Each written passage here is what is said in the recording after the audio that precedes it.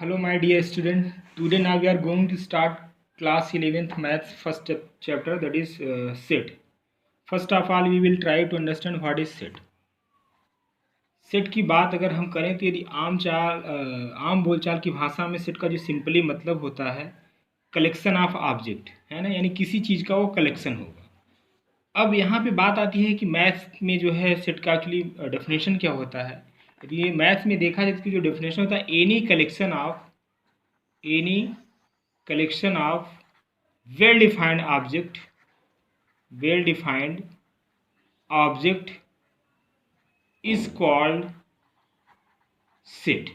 ठीक है, यानी any collection of well defined object is called set. यहाँ पे जो मोस्ट इंपॉर्टेंट वर्ड है वेल डिफाइंड।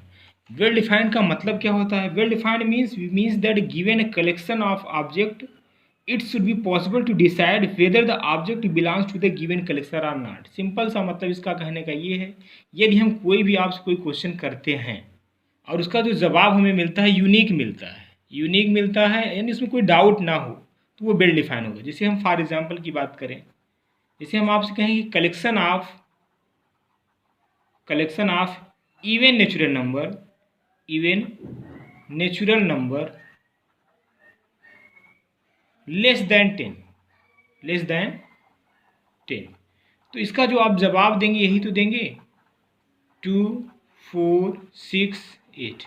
ठीक है, तो अब ये हमें क्वेश्चन किसी से भी पूछते हैं कि भाई collection of even natural number less than 10, तो क्या होगा? सभी का जवाब यही है कि भाई 2, 4, 6, 8 आएंगे। ठीक है, लेकिन मैं यदि आपसे ये क्वेश्चन करता हूँ कि भाई collection of good student in your class, है ना, क्या बोलूँ? कलेक्शन ऑफ गुड स्टूडेंट, इसको भी लिख लिया जाए, कलेक्शन ऑफ गुड स्टूडेंट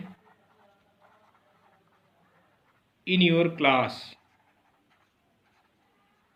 इसको पूछो भाई तो आपकी क्लास में अच्छे बच्चों का जो है कलेक्शन समूह बताइए, तो फिर इसमें थोड़ा डाउट है। डाउट ये कि भाई सबका अपना अपना अलग अलग व्यू होता है किसी भी स्टूडेंट को देखने का, है ना। कोई एज समझिए कि भाई अच्छे मार्क्स आ रहे हैं इसलिए अच्छा है, कोई भाई नेचर अच्छा है इसलिए लोग उसको अच्छा बोलते हैं। तो जितने पर्सन हैं यानी पर्सन टू पर्सन जो है इसका आंसर जो है वेरी करेगा, इसलिए जो सेट नहीं होगा। लेकिन इसकी बात करें तो यहाँ पे हमने रखा हुआ है collection of even natural number less than 10, तो इसका जो जवाब है किसी भी स्टूडेंट से पूछेंगे उसका जवाब हमेशा यही मिलेगा 2, 4, 6, 8। तो ये क्या हो गया? वेल डिफाइंड हो गया। क्या हो गया? वेल डिफाइंड हुआ है। तो कलेक्शन यहाँ पे भी है यहाँ पे भी है, लेकिन कलेक्शन होना ही ज़रूरी नहीं है मैथ्स में। यदि आपको जो है सेट होना है तो सेट होने के लिए दो चीज़ें होती, कलेक्शन तो होगा ही किसी न किसी ऑब्जेक्ट का, खास बात हो कि वेल डिफाइंड होना बहुत ही ज़रूरी है। ठीक है, तो आई होप आप वेल डिफाइंड का मतलब समझ गए। यानी सिंपल सी बात, हम कोई क्वेश्चन आपसे करें तो उसका जो जवाब है हमें यूनिक मिलना चाहिए, उसमें कोई डाउट नहीं होना चाहिए। ठीक है, जैसे मैंने दो एग्जांपल दिए, एक दिया collection of even natural number less than 10, तो इसका आप सीधा आपका एग्जांपल है, इसका जवाब आप देंगे सर 2, 4, 6, 8 होगा। लेकिन मैं आपसे ये पूछता हूँ collection of good student in your class, तो इसका जो है जितने लोग हैं उतने जो है डिफरेंट आंसर हो सकते हैं, इसलिए वेल डिफाइंड नहीं होगा। जब वेल डिफाइंड नहीं होगा तो डेफिनेटली क्या होगा? सेट नहीं होगा। ठीक है, तो सेट का सिंपल सा मतलब any collection of well defined object is called set. अब आम चाल आप देखते हो डेली लाइफ में यूज भी करते हैं, भाई हमारे पास 2 सेट शूज है, 2 सेट जो है बुक है मैथ्स की, है ना। तो सेट मीन्स सिंपल सी बात है किसी चीज़ का वो कलेक्शन होगा, और कैसा कलेक्शन होना चाहिए? वेल डिफाइंड कलेक्शन होना चाहिए। ठीक है, तो ये आपका जो है फर्स्ट चैप्टर है जिसका नाम क्या है? सेट। ठीक है, क्लास 11th का फर्स्ट चैप्टर सेट है। और आप ध्यान रखेंगे पढ़ते समय केवल वीडियो ही नहीं देखना है, सिंपली आपको पेन और पेपर लेके बैठना है, सारी आपको डेफिनेशन नोट्स भी साथ साथ बनाते चलना है। ठीक है, हम डेफिनेशन यहाँ पे लिख भी रहे हैं और एक्सप्लेन भी कर रहे हैं, उसको आप अपने कॉपी में लिखते चलिए। उसके बाद हम बात करते हैं कि आप नेक्स्ट बात करते हैं सेट है तो उसके अंदर कुछ न कुछ एलिमेंट्स होंगे। ठीक है, तो ऑब्जेक्ट्स ऑफ द एलिमेंट्स का जो डेफिनेशन है ये है कि the object of the set are called its member or elements. ठीक है, इस जो सेट के जो ऑब्जेक्ट्स हैं, है ना, जो नंबर यहाँ पे लिखेंगे वो सब क्या होंगे? ये सब एलिमेंट कहलाते हैं। ठीक है, क्या है? एलिमेंट है। उसके बाद हम बात करते हैं जो है और एक दो एग्जांपल देख लीजिए। जैसे मैं आपसे कहूँ collection of good book on mathematics, भाई तीसरा एग्जांपल ले लेते हैं, collection of good books on mathematics, on maths. अब इसको बताना है क्या ये सेट है। यहाँ पे भी जो है गुड बुक्स की बात करें, यानी कोई कहेगा भाई एम एल अग्रवाल अच्छी है, कोई कहे एनसीईआरटी अच्छी है, कोई कहेगा आर डी शर्मा, तो यहाँ पे ये भी चीज़ें क्या है? Not well defined. ये भी क्या है? वेल डिफाइंड नहीं है। जब वेल डिफाइंड नहीं होगा तो ये क्या होगा, नॉट सेट, सेट भी नहीं होगा। तो इस तरीके से ढेर सारे एग्जाम्पल हैं, आप उसके बुक में देख भी सकते हैं। मेन सिंपल सा मतलब सेट का सिर्फ यही है कि कोई भी कलेक्शन वेल डिफाइंड होना चाहिए, ठीक है, तभी वो सेट हो पाएगा। उसके बाद हम बात करते हैं नोटेशन की बात करते हैं, ठीक है, किसी चीज़ को कैसे लिखा जाता है। सेट थ्योरी में जैसे लिखना है कि if X is a member of the set ए, लिखना है if X is a member of set A, member of a set ए। तो ए तो एज अ लैंग्वेज लिखा गया है ना, इसको एज अ जो है नोटेशन लिखना हो तो सिंपल सी हम लोग सेट थ्योरी में लिखते हैं एक्स बिलोंग्स टू ए, ठीक है।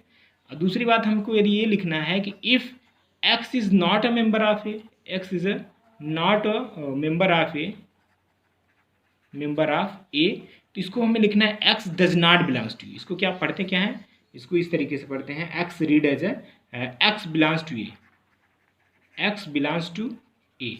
इसको क्या पढ़ते हैं, X does not belongs to A, does not belongs to A, ठीक है। तो ये रहा नोटेशन की बात, और ढेर सारे नोटेशन आपको मिलेंगे, ठीक है। उसके बाद नेक्स्ट डेफिनेशन की बात करते हैं, representation of set. Representation of set यानी सेट को जो है रिप्रेजेंट करने का तरीका। तो we have there are two ways to represent the set. First is roster form, roster form, इसका दूसरा नाम भी है, इसको बोलते हैं टेबुलर फॉर्म। क्या बोलते हैं, टेबुलर फॉर्म।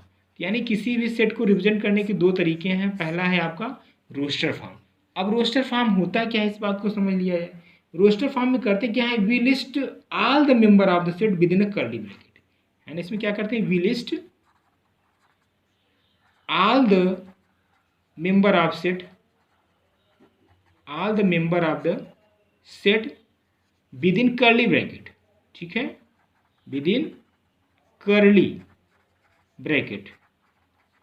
कर्ली ब्रैकेट तो आप लोग समझते होंगे, इस तरीके से हम लोग यूज करते हैं कर्ली ब्रैकेट, है ना। एंड सेपरेट बाई,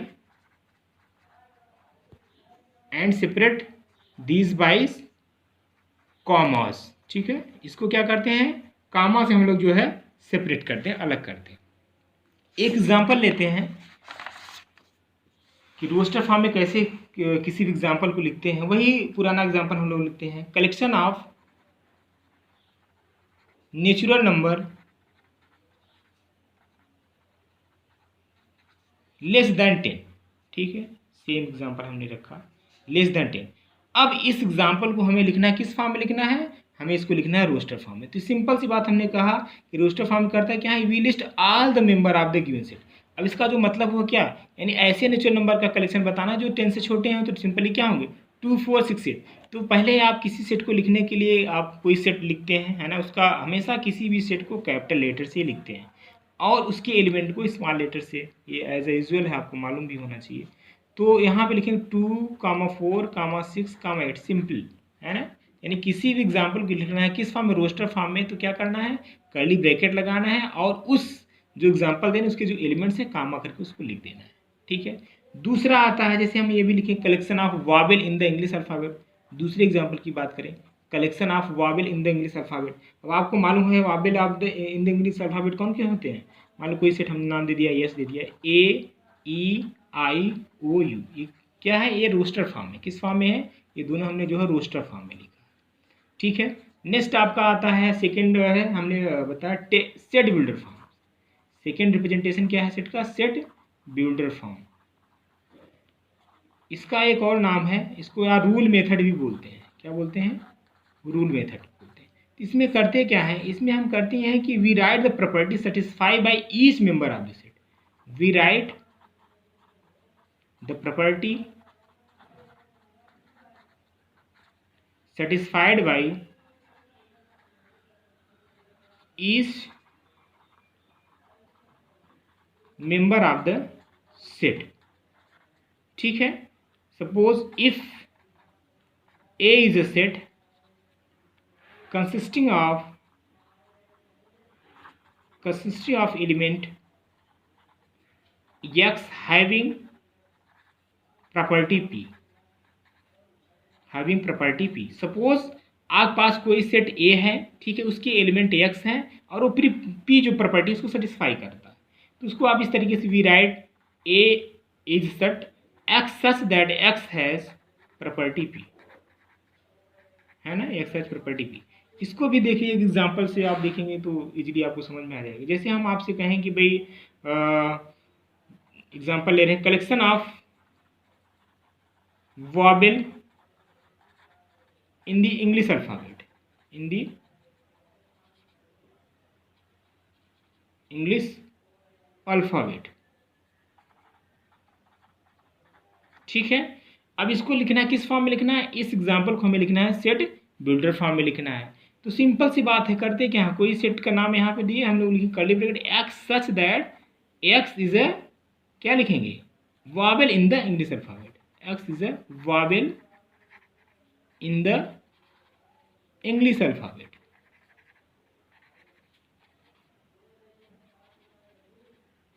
ठीक है।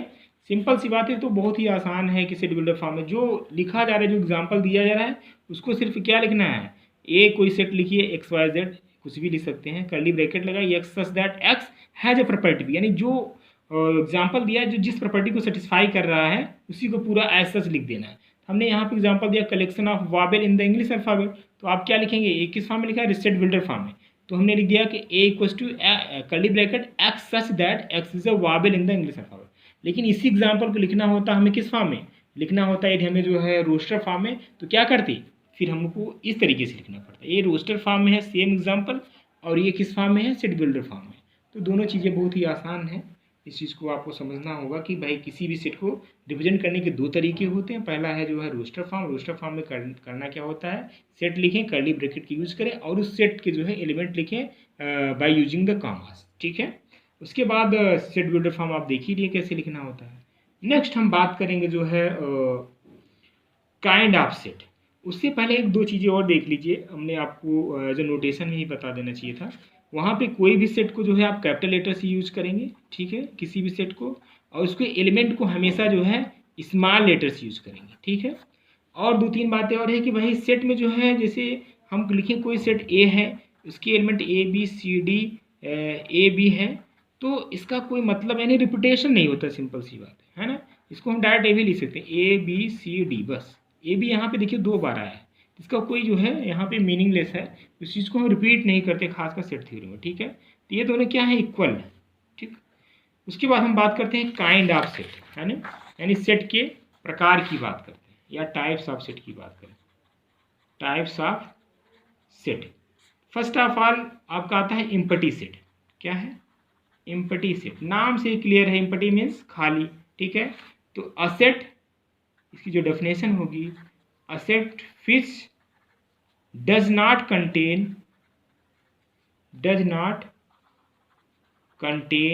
any element, does not contain any element is called empty set, ठीक है। यानी ऐसा सेट जिसमें एक भी एलिमेंट ना हो, ऐसे सेट को हम क्या बोलते हैं, एम्प्टी सेट बोलते हैं, ठीक है। It is denoted by phi or, ऐसे एम्प्टी ब्रैकेट लिखते हैं, ठीक है। तो एम्प्टी सेट में क्या है, नहीं ऐसा सेट जिसमें एक भी एलिमेंट ना हो, ऐसे सेट को क्या बोलते हैं, एम्प्टी सेट। इसके भी कुछ एग्जांपल देख लीजिए, for example the collection of natural number less than one, यानी ऐसे नंबर का कलेक्शन, नेचुरल नंबर कलेक्शन जो 1 से छोटा है। आपको मालूम है कि नेचुरल नंबर तो 1 से ही स्टार्ट होता है, तो 1 से पहले कोई भी नंबर नहीं हुआ है ना, तो ये क्या हो गया, this is your empty set, ठीक है। और दूसरा एक दो और एग्जाम्पल लीजिए, जैसे मैं कहीं कि 4 फुटेड मैन, 4 फुटेड मैन मतलब क्या, 4 पैर का आदमी, है ना। एक्स सच दैट, दूसरा एग्जाम्पल ले लें, x such that x is a 4 footed man, ये क्या पॉसिबल है, नहीं है, इसलिए ये भी क्या हो गया, एम्प्टी सेट होगा। तो ढेर सारे नंबर हैं। तीसरा example, x such that x square equals to 9 and x is even number, अब जाहिर सी बात है कि भाई एक्स स्क्वायर इक्वल्स टू 9 है, इसको आप सॉल्व करें क्या, इक्वल्स टू +-3 आएगा, ठीक है। तो अब ये 3 क्या है, ये दिस इज ऑड नंबर है, और यहाँ पे क्या लिख रहे हैं, and x is even number, जो कि पॉसिबल नहीं, इवन आपको मिलेगा नहीं, तो ये भी क्या हो जाएगा, this is also empty set, ठीक है। तो ये आपके एम्प्टी सेट का डेफिनेशन है और ये आपके एग्जांपल्स है। नेक्स्ट टाइप्स की बात करें, दूसरा टाइप्स आपका आता है सिंगल्टन सेट। ठीक है, सिंगल्टन सेट यहाँ पे भी बिल्कुल नाम से क्लियर है, यानी ऐसा सेट जिसमें केवल एक ही एलिमेंट आएगा। तो उसको आप डेफिनेशन में बोल दे रहे हैं, आप लिख लीजिएगा, अ set that contains only one element. ठीक है, a set that contains only one element, only one element is called singleton set।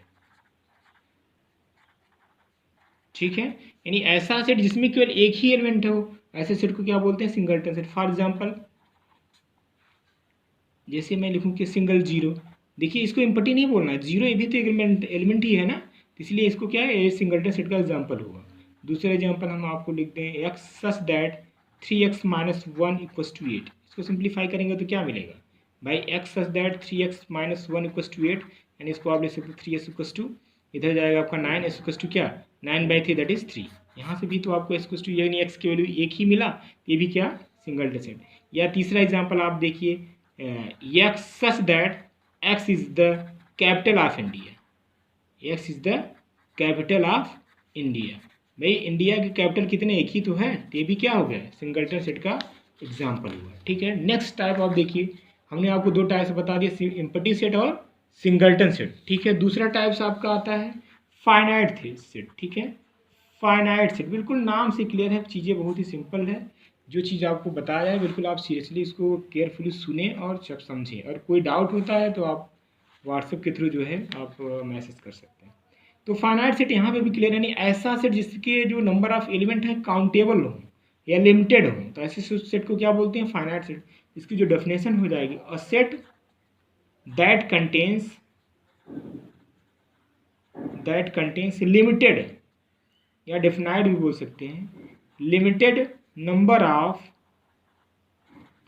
Different element, number of different elements is called a finite set। ठीक है, यानी ऐसा set जो है number of element क्या हो, लिमिटेड हो, काउंटेबल हो। फॉर एग्जांपल सिंपल है, कोई सेट है AEIOU, ये क्या है, फाइनाइट सेट है। दूसरा कोई एग्जांपल लेते हैं, 2 4 6 एंड 100, ये क्या है, फाइनाइट सेट। सारे क्या है, इवन नंबर्स हैं, 2 4 6 8 अप टू कहाँ तक 100 तक, ये भी काउंटेबल है, लिमिटेड, इसलिए अभी क्या होगा, फाइनाइट सेट। नेक्स्ट आपका टाइप्स आता है इनफाइनाइट सेट। ये भी बिल्कुल नाम से क्लियर है, इनफाइनाइट सेट। ठीक है, क्या है, इनफाइनाइट सेट। तो ये भी क्या है, a set that contains unlimited or number of element. ठीक है, अ सेट, इसका जो डेफिनेशन हो जाएगा, a set that contains a unlimited number of different element, unlimited number of different elements।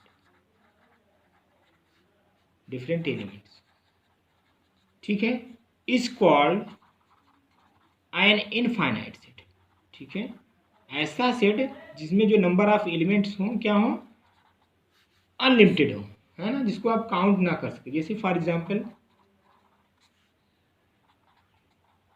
2 4 6 and so on, ये क्या है, यहाँ पे आप नंबर ऑफ एलिमेंट बता ही नहीं सकते, है ना, इनफाइनाइट एलिमेंट्स हैं। ठीक है, या ये कह दें कि x such that x is a belongs to N and x is a prime, तो ढेर सारे आपको इसके एग्जांपल मिल जाएंगे। ठीक है, उसके बाद नेक्स्ट हम बात करते हैं कार्डिनल नंबर।